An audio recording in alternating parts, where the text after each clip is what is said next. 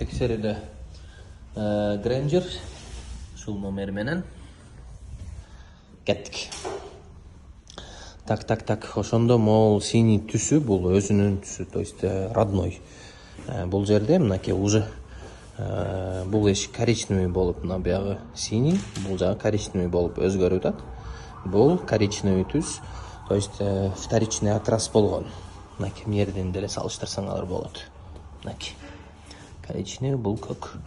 Ошондо бир эшик окрас. Коричневый дагы бампер окрас. Капот родной. Бул бетинен болсо мынакей крылос. Бир крылос мынакей разницасы.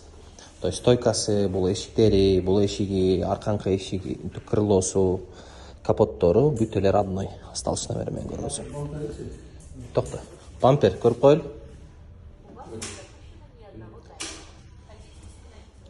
Бампер тоже родной. 100% родной. Мына коричневый эмес уже өзүнүн түсү. Так, мынакей. 100.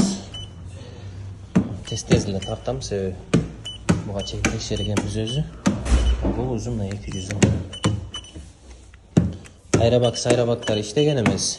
Бул эшик жөн эле чыйылганынан окрас болгон, ичине өткөн эмес.